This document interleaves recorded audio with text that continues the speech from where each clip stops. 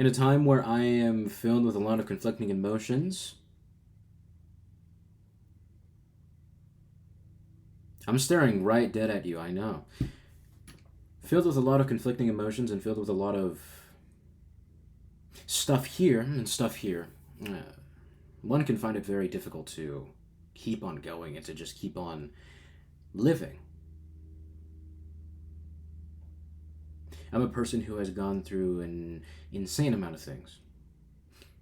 Being taken from the point where I wanted to kill myself a couple of years ago to the point where now I want to build something for my future and my future children.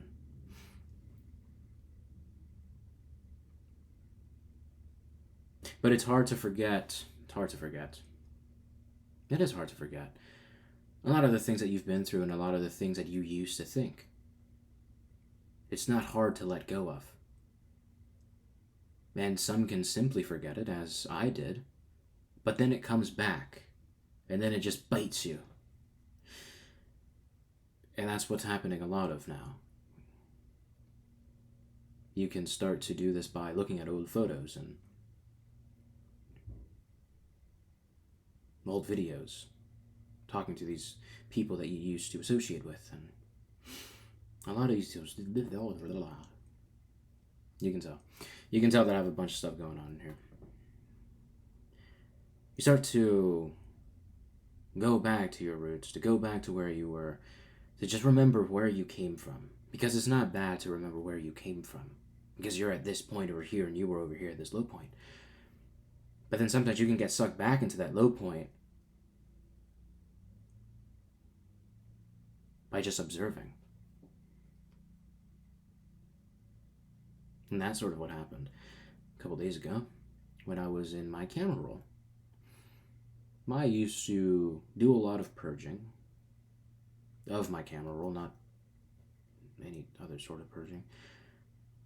But I used to do a lot of deleting photos and going through them, looking at them one last time, and then just, right? And it served me well back in the past in order to keep moving forward with my life, because at the point where I got rid of that aspect of my life, I needed to keep on going. I couldn't just remain where I was. I needed to keep pedaling the bike. Because even though I dropped my backpack that wasn't useful for me anymore because it was all ripped, I still needed to get to my other destination. But now I'm at a point where I dropped my backpack because it's no longer useful to me. It's all ripped and it's all dirty and everything else, but I don't even know where I'm going anymore. I don't have a point B. So I just have to remain there in this place. And so I find that it's a very interesting point in my life where I'm observing a lot of things that used to be and a lot of things that I used to do, a person that I used to be. And I have to observe this and I have to live with these things every single day. It's a cross that I have to carry. It's a burden that I have to place on myself, even though I know that I shouldn't be placing this burden.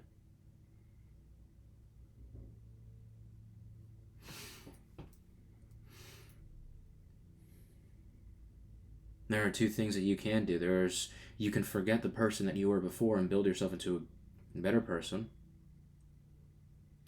Or you can have the person that you were, the people that you used to associate with, the things that you used to do, you can have them in the back of your mind. You can have them in memory. You can have them immortalized if you want to, inside of a picture or a drawing or anything else. You can keep that there, and then you can have that as a constant reminder of the person that you don't want to be anymore. And I am currently experiencing that second thing.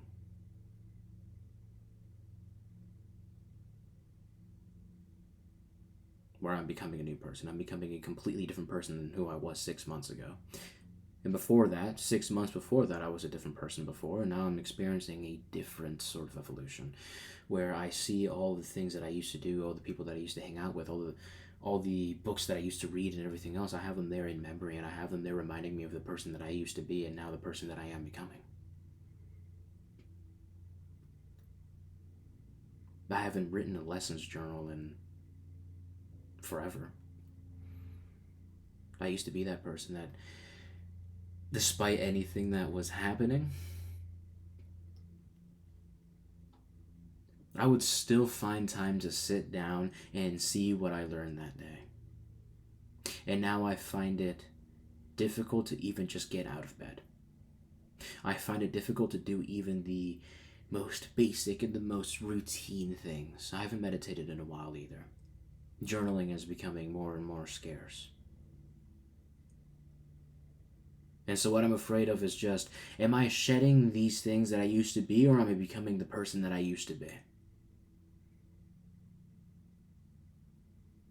Are you shedding the person who you used to be? Are you becoming a new person, and are you evolving? Or are you reverting back to the person that you were?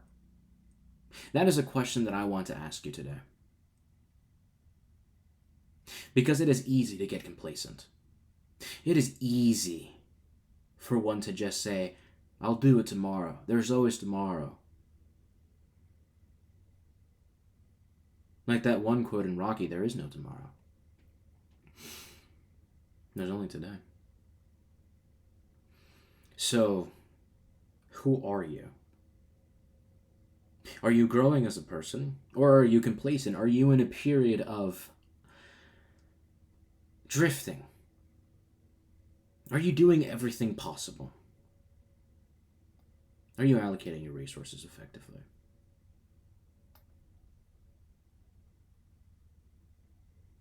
Are you using your time wisely?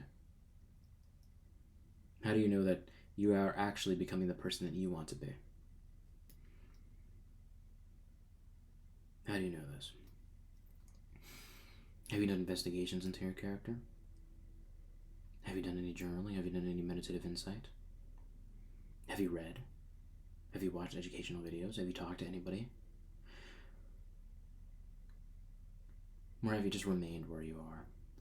Because you got to this high point, and now, after a while of reaping the benefits of this, now you're becoming complacent. Are you becoming a new person, or are you just reverting back? Are you rubber banding back?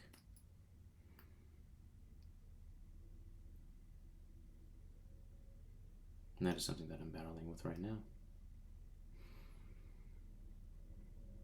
And it is my burden to carry. It is my cross. And it is something that I will have to reconcile with myself in the next couple of months of my own journey.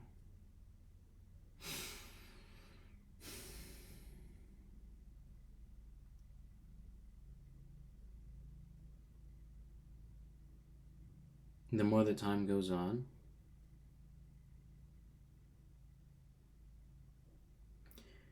the more things that I start to find out, even though I lost my vision, I lost my mindset, and I lost a lot of these sorts of different things because I was in the heat of battle. I'm starting to find them again. And it only gives me more faith. And so to the person who is battling with this dilemma of, are you reverting back to the same person that you were, or are you becoming something else entirely? Are you evolving? Are you shedding all of these sorts of different parts, even the good habits?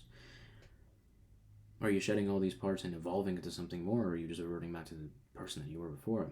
To the person who's facing that dilemma, which habits have remained? Even if you don't do them consistently, which habits have remained? And are you finding more emotional turbulence, or are you finding that you're gaining your vision back and you're gaining your flow back, you're gaining your mojo back, but in a different way? Because before, in this era of just war and everything else, you couldn't see in the future. You couldn't have that vision anymore. But now that you're done with that war, you have that vision back, and you have an even more augmented faith. Your faith is at an all-time high that everything will be good, for lack of a better term. Everything will be better. You will be in a better place.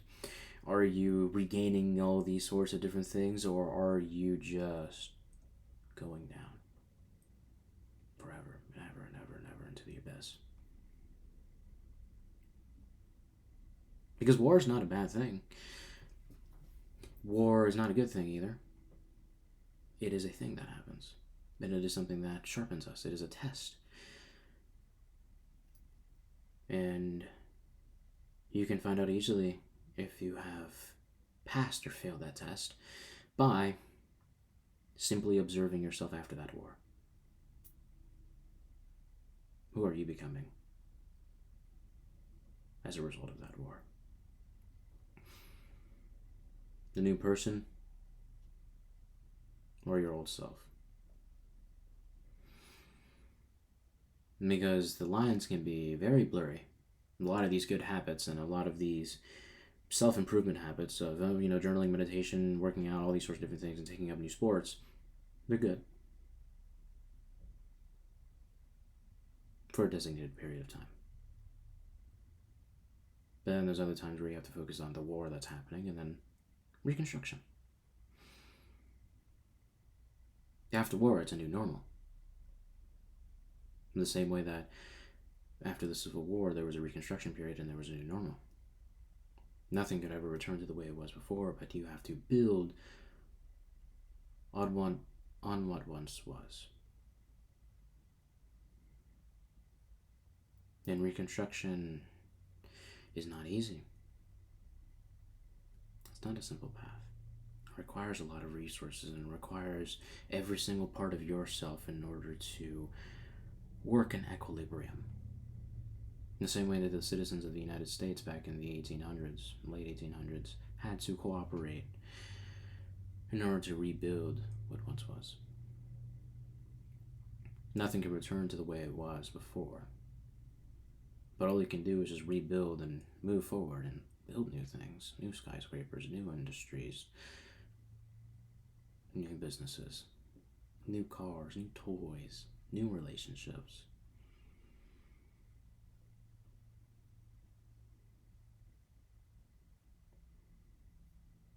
For the person who has lost that vision, for the person who has lost everything in war, take it one day at a time, one step at a time, one breath at a time, one blink at a time.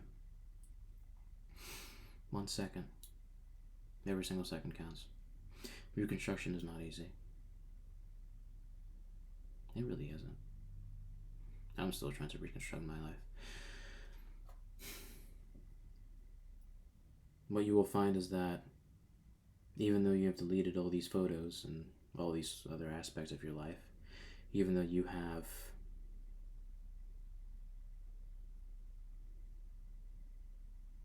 done the impossible in order to destroy your self-image and make yourself into a new person, even though you've done all these great things,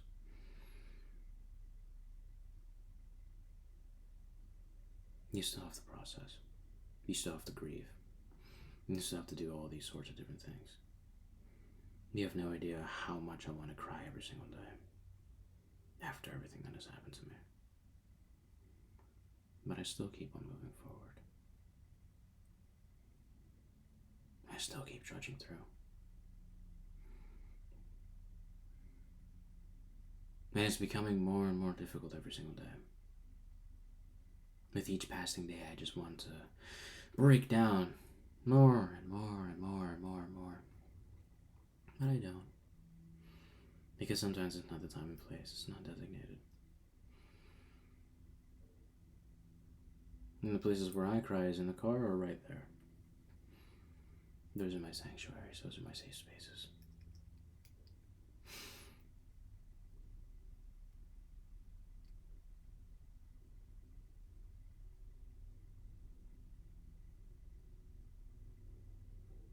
It is not easy to forget what you once were.